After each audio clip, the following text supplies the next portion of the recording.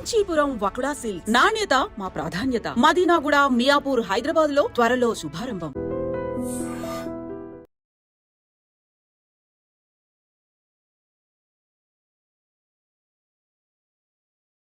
ప్రజల మైండ్లో కేసీఆర్ చేసిన అభివృద్ధి ఉంది. ఆయన తప్పులను ప్రజలు క్షమించలేదు. ఆయన కొన్ని తప్పులు చేసిండు కేసీఆర్. అహంకారం అన్నారు, ఉద్యమకాలను పట్టించుకోలేదన్నారు, ద్రోహులను తెలంగాణ ద్రోహులకు గొప్ప పదవులు ఇచ్చాడని చెప్పారు. ఇవన్నీ కూడా ప్రజలు క్షమించలేదు కేసీఆర్ను. ఆయన బుద్ధి చెప్పారు, ఓడించారు. బట్ నీ పరిస్థితి, నువ్వు కేసీఆర్ కంటే గొప్ప పేరు ప్రఖ్యాతులున్న వ్యక్తివి కానే కాదు. కొత్తగా వచ్చినావు, చిన్న స్థాయి నుంచి ఎదిగినావు. నువ్వు ఆయన నుంచి నేర్చుకోవాల్సింది ఏంటిది? అట్లా కథం అయితే ఆ పార్టీలు, అట్లా వ్యక్తిత్వాలు కథం అయితే. కేసీఆర్ ఒక లెజెండ్. తెలంగాణ విషయంలో ఎవ్వరు ఏమన్నా కూడా ఆ క్రెడిబిలిటీ కేసీఆర్కే కదా ఇవ్వాల్సింది. సోనియా గాంధీ ఇవ్వచ్చు, బీజేపీ సపోర్ట్ చేయొచ్చు, కానీ కేసీఆర్ అనేవాడు ఉద్యమాన్ని మొదలుపెట్టకపోతే, ప్రజల లోపల భావజాల వ్యాప్తి చేయకపోయి ఉంటే, శాంతియుతంగా దాన్ని 14 ఏళ్ళు నడపకపోయి ఉంటే, వీళ్ళందరూ ఎందుకు సపోర్ట్ చేసేవాళ్ళు, ఎందుకు ఇచ్చేవాళ్ళు? అంటే అటువంటి ఒక లెజెండ్ను ఖతం చేయడం సాధ్యమవుతుందా? అంటే అది పిచ్చి ఆలోచన కాదా? ఇటువంటి వాటితో పేపర్లలో హెడ్డింగులు నింపడం, ఇటువంటి వాటితో మీడియాలో సెన్సిటైజ్ చేయడం, అసలు విషయాన్ని పక్కదారి పట్టేయడం. ఆయనకు తెలిసిన విద్య ఏంటంటే డైవర్షన్ పాలిటిక్స్.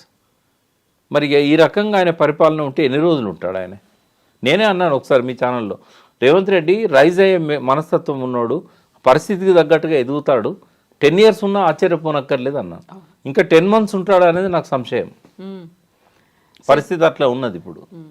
సో కేసీఆర్ని కేటీఆర్తోనే అడ్డు తొలగించుకున్నాము, ఇప్పుడు బావని బావమరిదితో అడ్డు తొలగించుకుంటాం, ఆ తర్వాత హరీష్ని ఏం చేయాలో మాకు తెలుసు అనేటువంటి ఈ స్టేట్మెంట్లు కూడా. అంటే ఇప్పుడు కాంగ్రెస్లో సమర్థులైన నాయకులు ఒక 2-3 ఉండొచ్చు, కానీ టీఆర్ఎస్లో చాలామంది ఉన్నారు. ఒక్క వ్యక్తిత్వాన్ని నువ్వు ఖతం చేయాలనుకుంటే ఇంకొక వ్యక్తిత్వం రైజ్ అవుతుంది. అక్కడ ప్రాబ్లం ఏం లేదు వాళ్ళకి, పార్టీకి కానీ అక్కడ ఉన్న నాయకులకు కానీ. అది సాధ్యం కూడా కాదు ఆయనకి. రోజు రోజుకు పతనం అవుతున్నది రేవంత్ రెడ్డి, రోజు రోజుకు సింపతి పెరుగుతున్నది కేసీఆర్ మీద. ఆయన బయటికి రాకపోయినా కూడా కొండంత సింపతిని ఇప్పటికే గెయిన్ చేసుకున్నాడు. ఇంకో 2 ఏళ్ళు రాకపోయినా కూడా ఆయనకు వచ్చిన నష్టం. మీరు ఇప్పుడు ఒక మాట అన్నారు, రేవంత్ రెడ్డి ఇంకో 10 నెలలు ఉంటారా లేదా అనేది డౌట్ వస్తోంది అనేది. ఎందుకని నిన్నటి నుంచి సోషల్ మీడియాలో నెక్స్ట్ సీఎం ఉత్తమ్ కుమార్ రెడ్డి అనేది సోషల్ మీడియాలో సర్క్యులేట్ అవుతుంది అంత వైరల్గా? అంటే ఫస్టే ఉత్తమ్ కుమార్ రెడ్డి పేరు ఉందమ్మా, ఆయనకు ఇస్తే బాగుండు. ఎందుకంటే ఆయనంత లాయల్గా సోనియా రాహుల్ కుటుంబానికి ఇంకొకరు ఎవరు లేరు తెలంగాణలో. కాబట్టి ఈ లాయల్టీ అనేది ఎప్పుడు కూడా పార్టీలలో ప్రధాన అంశంగా ఉంటుంది. కాబట్టి ఆయన పేరే ముందు వచ్చింది. బట్ ఉత్తమ్లో మైనస్ పాయింట్ ఏంటంటే ఆయన కరప్టెడ్ కాదు.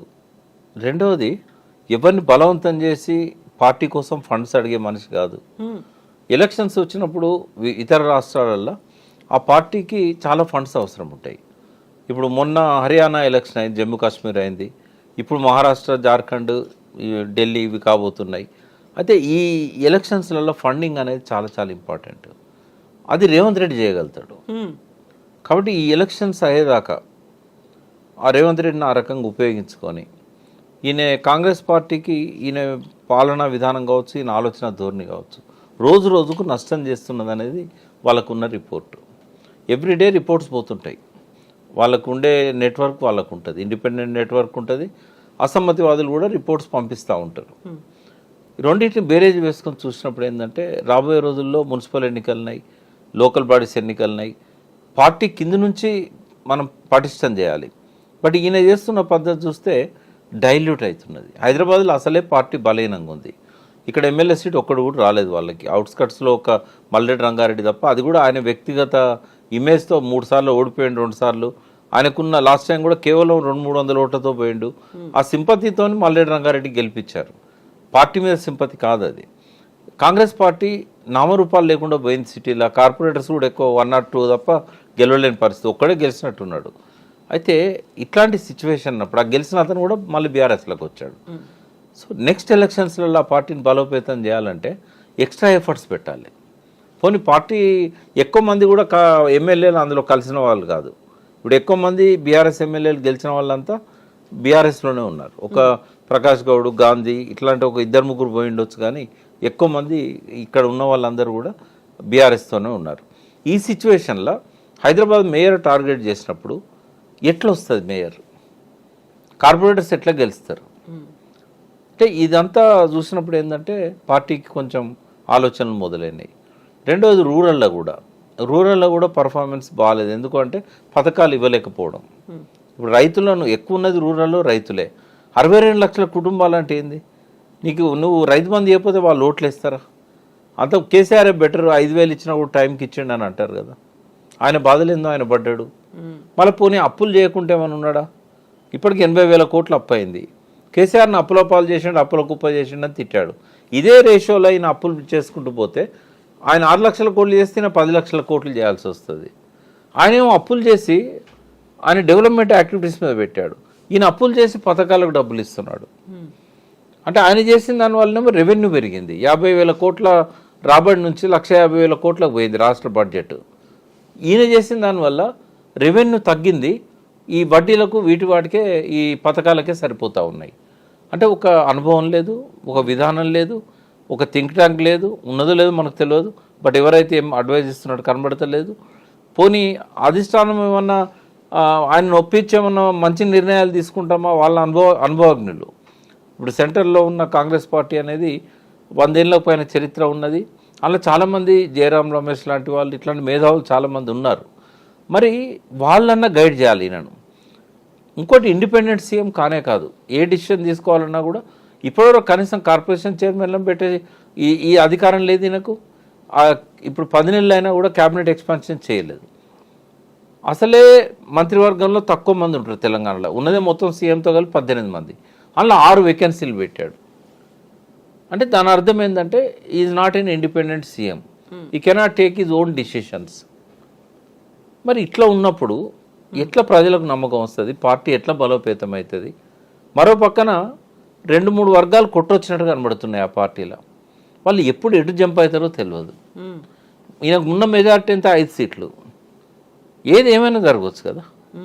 ఇప్పుడు సరికొత్తగా సోషల్ మీడియాలో సర్క్యులేట్ అవుతోంది, మీడియాలో కూడా వస్తున్నటువంటి వార్త, కాంగ్రెస్కి చెందినటువంటి 5 ఎమ్మెల్యేలు కేసీఆర్తో టచ్లోకి వెళ్ళారు. బట్ కేసీఆరే అంత ఇంట్రెస్ట్ చూపించలేదు వాళ్ళని చేర్చుకోవడానికి. మరి కాస్త వెయిట్ చేసి చూద్దాము, మనమే మన పార్టీని కార్యకర్తల్ని పెంచుకుందాము, విస్తృతపరచుకుందాము. జరగవచ్చు, ఏదైనా జరగవచ్చు. ఎందుకంటే 5-10 మంది ఎమ్మెల్యేలను కొనుగోలు చేయడం అనేది వాళ్ళకి పెద్ద కష్టమని నేను అనుకోవట్లేదు. అంటే కేసీఆర్తో టచ్లో ఉన్న వాళ్ళు జనరల్గా ఫైనాన్షియల్గా ఇబ్బందుల్లో ఉండి మాకు కొన్ని డబ్బులు ఇస్తే మేము వస్తాము, గెలిచినాక మీ అధికారంలోకి వచ్చినాక మీరు మాకు మంత్రి పదవులు ఇవ్వండి. 2 ఉంటాయి. ఒకటి మంత్రి పదవుల కోసం ఆశపడే వాళ్ళు ఉంటారు, రెండవది అప్పులు చెల్లించడం కోసం. మొన్నటి ఎక్స్పెన్సివ్ ఎలక్షన్ చాలామంది, దాదాపు ఇప్పుడున్న ప్రతి ఎమ్మెల్యేకి అప్పులు ఉన్నాయి. ఎవరు వాళ్ళ సొంతంగా ఉన్న ఆస్తులను అమ్మి పెట్టిన వాళ్ళు కూడా ఉన్నారు. బట్ అప్పులు మాత్రం ప్రతి ఎమ్మెల్యేకి ఉన్నాయి. ఓడిపోయిన అతనికి ఉన్నాయి, గెలిచిన అతనికి ఉన్నాయి. ఇక్కడ కాంగ్రెస్లో ఇప్పుడు మా అంటే ఇంకొక 6 మంత్రి పదవులు ఇస్తారు. ఈ టర్మ్ అంతా కూడా ఎవరికైతే మాకు మంత్రి పదవి రాదనుకుంటారో జంప్ చేస్తే మాకు మంత్రి పదవి వస్తుందని ఒక ఆశ ఉంటుంది. వాళ్ళు కూడా అట్లా చెప్పొచ్చు. ఇప్పుడు బీఆర్ఎస్ ఉన్న ఎమ్మెల్యేలు కాకుండా ఇంకొక 5-6 కొనడం అనేది, డబ్బులు ఇవ్వడం అనేది వాళ్ళకి పెద్ద కష్టమని నేను అనుకోవట్లేదు. ఏదో పద్ధతిలో వాళ్ళను లాక్కుంటారు. బట్ ఇక్కడ అధికారంలోకి రావాలంటే కాంగ్రెస్ వర్టికల్గా స్ప్లిట్ కావాలి. కాంగ్రెస్ను స్ప్లిట్ చేయకుండా బీఆర్ఎస్ కానీ బీజేపీ కానీ లేదా కాంగ్రెస్లో ఉన్న ఒక ఏదైతే గ్రూప్ ఉంటుందో ఈ వీళ్ళందరినీ కలుపుకోకుండా అధికారంలోకి రాలేదు. ఇప్పుడు కాంగ్రెస్లో ఎవరైనా కూప్ చేయాలన్నా కూడా కేసీఆర్ సపోర్ట్ అవసరం. ఇది చేయగలిగే సత్తా బీజేపీకి ఉంది. బీజేపీ కనుక పొంగులేటిని ఇప్పుడు ఎట్లయితే కంట్రోల్లో పెట్టుకున్నారో, రేపు ఆయన ద్వారా 10 మంది ఎమ్మెల్యేలను బీఆర్ఎస్తో మాట్లాడి బీఆర్ఎస్లో ఉన్న 28-29 మంది ఎమ్మెల్యేలను మజ్లిస్ను సైలెంట్గా ఉంచే అవకాశం, శక్తి కూడా అమిత్ షాకు ఉంది. వాళ్ళు ఆబ్సెంట్ అవుతారు. 119లో 7 ఆబ్సెంట్ అవుతారు, 112 ఉంటారు. 112 మ్యాజిక్ ఫిగర్ అయింది 56, 57 మంది ఎమ్మెల్యేలను కూడగట్టడం బీజేపీ కష్టమని నేను అనుకోవట్లేదు. కాబట్టి ఏదైనా జరగవచ్చు. ఒకవేళ కాంగ్రెస్ ఇంటాక్ట్గా ఉన్నా కూడా రేవంత్ రెడ్డిని తప్పించి ఇంకొక వ్యక్తిని కూడా సీఎం చేసే అవకాశం ఉంటుంది. కాబట్టి అస్థిరత ఉంది, రాజకీయ అస్థిరత తెలంగాణలో ఉంది. కాంగ్రెస్ పార్టీలో ఉందా, ఓవరాల్గా తెలంగాణ రాజకీయాల్లో? ఓవరాల్గా ఉంది. అవకాశం వస్తే బీఆర్ఎస్ అధికారంలో ఇంకొకరిని ఎంకరేజ్ చేయడానికి ఎప్పుడు సిద్ధంగా ఉంటుంది. ఎందుకంటే రేవంత్ రెడ్డిని వాళ్ళు టాలరేట్ చేయరు. అది బట్ ఏదైనా ఇంకాస్త సమయం తీసుకుంటారా? ఎవరైనా సమయం కోసం వెయిట్ చేస్తున్నారు. ఎందుకంటే ఆయన పూర్తిగా ప్రజల లోపల పల్సన్ అయ్యేదాకా ఎవరు ధైర్యం చేయరు. అది వాళ్ళకి మంచిది కూడా కాదు. అప్పుడు సింపతి వస్తుంది రేవంత్ రెడ్డికి. ఒకవేళ ఆయన పూర్తిగా పల్సన్ అయ్యేదాకా వెయిట్ చేయకపోతే సింపతి ఆయన వైపు పోతుంది. కాబట్టి ఇంకో 1 year వెయిట్ చేస్తారేమో, లేదా 5-6 నెలలు వెయిట్ చేయవచ్చు. లేదా కాంగ్రెస్లో ఏమన్నా జరగాలనుకుంటే ఈ అసెంబ్లీ ఎన్నికల తర్వాత వాళ్ళు కూడా మార్చవచ్చు.